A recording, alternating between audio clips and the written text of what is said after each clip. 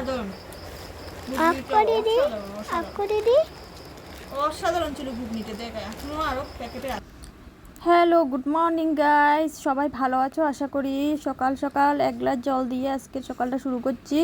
তো অনেকদিন ব্লগ দিতে পারিনি, আজকে একটা নতুন ব্লগে তোমাদের সবাইকে স্বাগতম। দেখো এখানে আমার তিতকরলা আলু ভাজি রান্না হয়ে গেছে, আর এখানে রান্না করছি মুগ ডাল। আজকে হলো বৃহস্পতিবারে আমরা নিরামিষ খাই, তো আজকে কোনো চিকেন বা মাছ রান্না করা হবে না, পুরোটাই নিরামিষ রান্না করবে। তো পুরো দিনের ব্লগটা দেখতে থাকো তোমরা আজকে আমার। তো এখানে মিষ্টি কুমড়ে ভাজি করছি চিনি দিয়ে। এখানে দেখো সজনের যে ডালা আছে ওটা ভেঙে নিয়ে এসেছি, পাতাগুলি বড়া করব। বৃহস্পতিবারে দেখো কিছু নর্মাল রান্না হয়, আর এখানে অনেক ভেজিটেবল মানে আমরা রান্না করি বৃহস্পতিবারে, অনেক কিছু পাতা বড়ি টড়ি এরকম করে খাই। তো আজকে সজনে পাতার বড়ি। তো এখানে দেখো আমি আয়ুক্তাকে আনতে আয়ুক্তার স্কুলে চলে যাচ্ছি। আয়ুক্তার স্কুলটা আমাদের বাড়ি থেকে একটু দূরেই আছে, তো সেখানে হেঁটে হেঁটে চলে যায়। অনেক সময় অটো পেলে অটো করে যায়। তো হাঁটতে হাঁটতে তোমাদের সঙ্গে একটা কথা শেয়ার করি। দেখো আমাদের যারা গৃহিণী আছি তাদের লাইফস্টাইল এবং লাইফের লক্ষ্য কি বলতে পারো?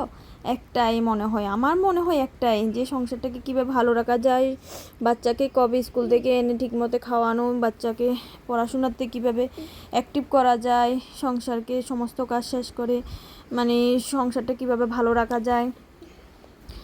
পুরো দিনে অনেক কাজ থাকে। তো এখানে আয়ুক্তাকে এনে অনেকক্ষণ পরে আমি ভাত নিয়ে বসে পড়েছি, সকালের এটা দুপুরের লাঞ্চ নিয়ে বসে পড়েছি। এখানে ছিল সজনে পাতার বড়া। তো বৃহস্পতিবারে আমরা সব সময় নিরামিষ খাই। এখানে ছিল উচ্ছে আলু ভাজি, আর ছিল মিষ্টি কুমড় দিয়ে সিমের বিচি দিয়ে একটা নিরামিষ, আর ছিল সোয়াবিন আলু। তো আমি এখন অনেকক্ষণ পরে ভীষণ খিদে পেয়েছে। তো এখানে আমি সোয়াবিন আলু রান্না করেছিলাম, আর করলা আলু ভাজি আর মিষ্টি কুমড়টা আমি প্রথমে সকালবেলা রান্না করেছি, আরেকটাকে আনার পর সোয়াবিন আলু রান্না করেছি। তো সজনের পাতার যে বড়াটা আছে ওটা তোমাদের সঙ্গে শেয়ার করতে পারিনি রেসিপিটা, এটা নেক্সট টাইম আমি অবশ্যই তোমাদেরকে শেয়ার করবো। এটা সিম্পল, এখানে রসুন পেঁয়াজ দিয়ে চালের গুঁড়ার মধ্যে বড়াটা করে অনেক ক্রিস্পি হয়েছে চালের গুঁড়া দেওয়ার কারণে। আমি কোনো ভেষণ টেষণ কিছু ইউজ করিনি। আর মিষ্টি কুমড়াটা সিমের বিচি দিয়ে ভীষণ টেস্টি লাগে, চিনিও দিয়েছিলাম একটু। আর মিষ্টি কুমড় আমার কাছে কাঁকড়া দিয়ে খেতে ভীষণ দারুণ লাগে। আর এখানে কাঁচা লঙ্কা কামড় দিয়ে খেতে নিরামিষ তরকারিতে জাস্ট ওয়াও জমে যাচ্ছে, মাছ মাংসকে হার মানাবে। এই সজনে পাতার বড়া মিষ্টি কুমড় আমার কাছে দারুণ লাগে। তো তোমরা কে কে মিষ্টি কুমড় আমিষের মধ্যে কাঁকড়া দিয়ে খেতে ভালোবাসো আমাকে অবশ্যই কমেন্টে বলবে। আমার তো ভীষণ প্রিয়। আমি মিষ্টি কুমড় আগে যখন বিয়ের আগে কাঁকড়া দিয়ে রান্না করতো মা, আমার কাছে দারুণ লাগতো।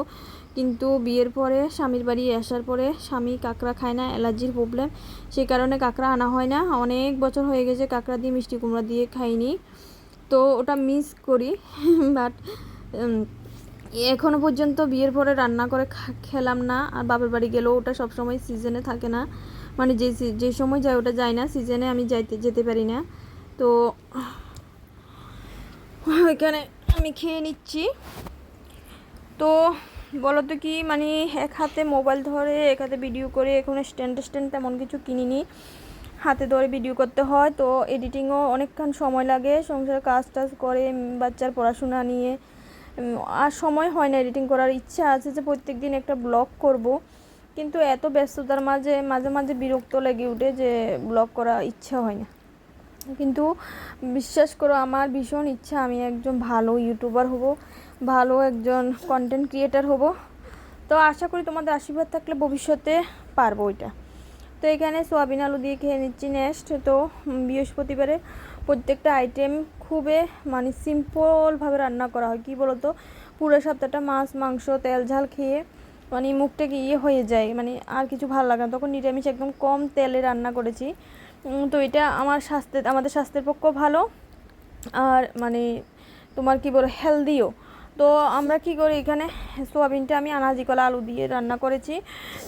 কি বলতো, যেই পরিমাণে আমাদের রোগ পরিমাণ বাড়ছে, বিশেষ করে সুগার তো ঘরে ঘরে হয়ে গেছে, কোনো হেরিডিটি বেস লাগে না, কিন্তু এমনিতেই হয়ে যাচ্ছে সুগার। তো এই কারণে আমরা আলুটার পরিমাণ ভীষণভাবে কমিয়ে নিয়েছি খাবারে। আলুর পরিবর্তে কোন জিনিসটা ইউজ করা যায় যেটা আলুর কাজ করবে সেই জিনিসটা ইউজ করার চেষ্টা করছি। আলুর পরিবর্তে আমরা আনাজি কলা ইউজ করছি, স্কোয়াশ ইউজ করছি, পেঁপে ইউজ করছি। তো আরও কি কি জানি ইউজ করেছি। এখানে দেখো সন্ধ্যের খাবার, সন্ধ্যের টিফিন। হাজব্যান্ড বাজার থেকে আসার সময় মানে অফিস থেকে আসার সময় কিছু টিফিন নিয়েছিল, ঘুগনির তরকারি আর এনেছিল পরোটা বা পুরি যাই বলো।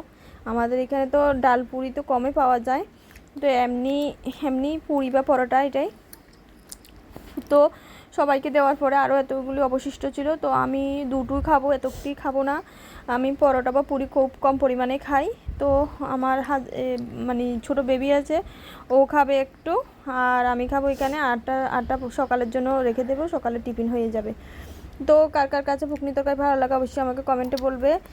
আর বলছি কি, আমার ভিডিওটা যদি তোমাদের ভালো লাগে একটুখানি, তাহলে অবশ্যই আমার লাইক কমেন্ট শেয়ার এবং সাবস্ক্রাইব করে দেবে, পেজটাকে ফলো করে দিবে। Bye bye.